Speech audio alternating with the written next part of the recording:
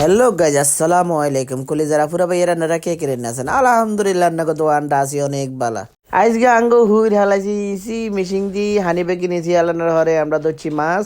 আর এই মাছ ধরার পরে সুন্দর করে ফালে দিয়ে মাপ দিতে আছি যেন কারো কম বেশি না হয়, সমান সমান মাপ হয়।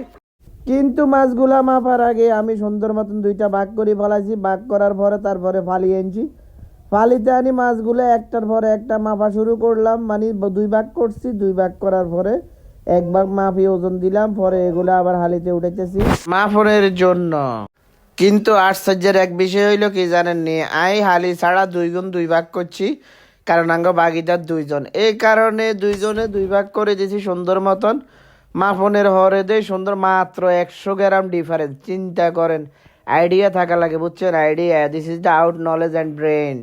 পরবর্তীতে এগুলা সমানভাবে ভাগ করতে হইলে তো একটা ব্যবস্থা করতে হবে। পরে চিন্তাধারা করে যে এক্সট্রা মাছ কোগা ছিল হেগুন, মানে ছোট বড় ছিল মিলাইতে পারি না, হেগুন থুই দিয়েছি আলাদাভাবে। তো হেনতেও মাফি চাইতে না ইগে দিল মিলতো ন। পরবর্তীতে করলাম কি, ওই মাছগুলা আসলে রাখছি কই যেহেতু বেড় ধরে মাছগুলা বইনেকে দিয়ে দিব, মানে আমার বোন আছে ওনাকে দিয়ে দিব। কিন্তু অনেক পরিকল্পনার পরে, অনেক চিন্তাধারা করানোর পরে চিন্তা করতেছি কিরিয়াম, হঠাৎ করে মাথার মধ্যে একটা বুদ্ধি হয়ে গেল, মাছগুলা যদি কাটি ছেড়ে দিই চাইলে সুন্দর হইব।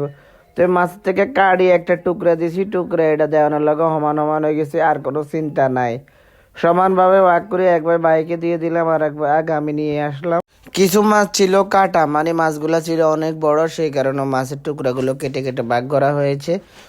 পরবর্তীতে কি হয়েছে করতে নেবেন নিয়ে, পরবর্তীতে এগুলো আমি সমানভাবে ভাগ করতেছি। ভাগ করার পরে চিন্তা করছি এগুলো নিচে নিয়ে আবার দুই ভাগ ফালিতে মাপ দিব। যদি ফালিভাবে একভাবে মাপ দিই তাহলে সমান ভাগে পাইব, কেউ কম কেউ বেশি, এটা আর হওয়ার সম্ভাবনা একদমই নাই। তো দুই ভাগ ফালিতে উঠে দিব। পরবর্তীতে যদি কোনো এদিকে এদিকে লাগে তাহলে একটা লেস কাটি বা একটা টুকরা কাটি দিয়ে দিব সমানভাবে করে, তাহলে সিস্টেমটা সুন্দর হয়। আপনারা কি বলেন? যে কোনো কিছু পরিমাপ করতে হলে ফাল্লা ব্যবহার করাটা আমি মনে করি উত্তম। তাহলে কম বেশ কেউ ভাগ করতে চাইলে থাবাথাবি করে, যেরকম নাঙ্গ মাছটা ভাগ করতে চাইলে ব্যাগের এনিটা কোন ভাগ বড় সেই ব্যাগের মধ্যে যায় বাল্টি টাল্টি দিয়ে দেয়, বা যেটা আছে পাত্র টাত্র দিয়ে দিয়ে হেতে থাবাতে ধরে সেই বাল্টি নেওয়ানোর লাগে। ভাগ করা অবশেষে শেষ করে ফেললাম। 4টা মাছ রয়ে গেল, এই 4টা মাছ আর পেটিটুর আর একটা মাথা। এই মাথা, সরি মাথা ছোট একটা বড় একটা, এই মাথা দুইটা আর 4টা মাছ আমার বোনকে আমরা দিব। এটা ডিসিশন নিয়ে পরে সবাই আমি আর আমার ভাবি ভাই তাদের সাথে আলাপ আলোচনা করে বললাম এই 4টা মাছ কী করবো। পরবর্তীতে তাদেরকে আমি 4টা মাছ দিয়ে দিলাম। পরবর্তীতে আমরা চলে গেলাম আবার যেখানে আমরা মাছগুলা ধরেছি বা কিভাবে ভাগ করছে। উনি হলো আমার কাকা, এটা দেখি আমার আসি গেছে আগা। তারপরেও কাকাকে ভিডিও করে ছাড়তেই হয়, কারণ হয়েছে কাকা মাছ ভাগ করতে ভালো পারে, কিন্তু নিজে ভাগ করে নিজের ভাগ্য লাস্টে নিজেই ধরা খাইয়া যায়।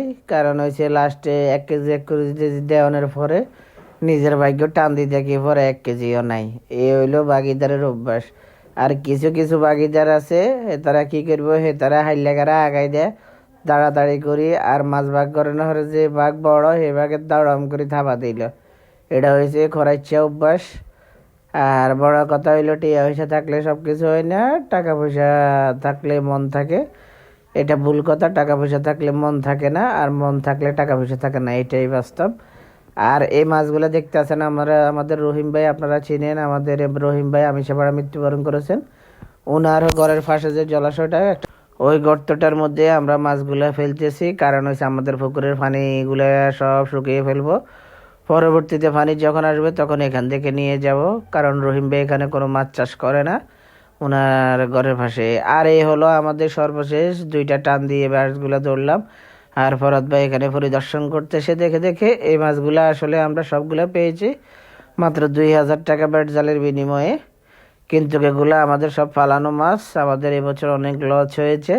আর এই মাছগুলো যদি কিনতে চান চলে আসেন। আর এখান দিয়ে রিয়াজে চিংড়ি মাছগুলো থেকে ফাতা ফুতা বাছাই যাচাই করতেছে। আর এখানে আমাদের দেশীয় এই কেসকি মাছ, অনেক দিকে বলে কাসকি মাছ, আমরা বলি কেসকি মাছ। তো কেসকি মাছগুলো সমান পাল্লা দিয়ে ভাগ করতেছে, যেন কারো কম বা বেশি না হয়, সে কারণে পাল্লা দিয়ে ভাগ করে দিতেছে, এই যেন সবাই সন্তুষ্ট থাকে। তারপরেও পাল্লা দিয়ে ভাগ করে দিলে অনেকে সন্তুষ্ট থাকে না, কারণ ভাগ করার সময় যদি বড় মাছ ভাগ করার সময় এক ভাগ বড় থাকলে হে ভাগ জাপড়ায় ধরে নেওয়ার জন্য এটাকে বলা হয় হইরা খাইচ্ছত, মানে আমরা বলি হইরা সদা খাইচ্ছত। তো এইসব খাইচ্ছত আসলে যাদের আছে তাদের সাথে কোনো কিছু করাটাও ঠিক না। আর এখানে সে কারণে আমরা পাল্লা দিয়ে ভাগ করার ব্যবস্থা করেছি। আর এখানে মাছ ভাগ করার সবচেয়ে কলা কৌশল বা সবচেয়ে গুণের অধিকারী কামবুল কাকা। উনি অনেক experience people, he is great a man and সবসময় সততারভাবে থাকে। আর ইয়ানো দেখছেন আঙ্গ মদুদ ভাই মাছ বেগুন দিলে মদুদ ভাইয়ের হেড বইত না, কারণ উনি আর ঘরের মধ্যে খাইনা লইনা অনেক বেশি, সেই কারণে মাছও লাগে বেশি, কিন্তু কিছুই করার নেই, এখানে বাঘে যা পাবে তাই নিতে হবে। তো বন্ধুরা, আজকের এই ভিডিওটা আপনাদের কাছে কেমন লাগলে, ভালো লাগলে অবশ্যই আমাদের ফেসবুক পেজটা ফলো করবেন, আর যদি ইউটিউব থেকে দেখেন ইউটিউব চ্যানেলটি সাবস্ক্রাইব করবেন।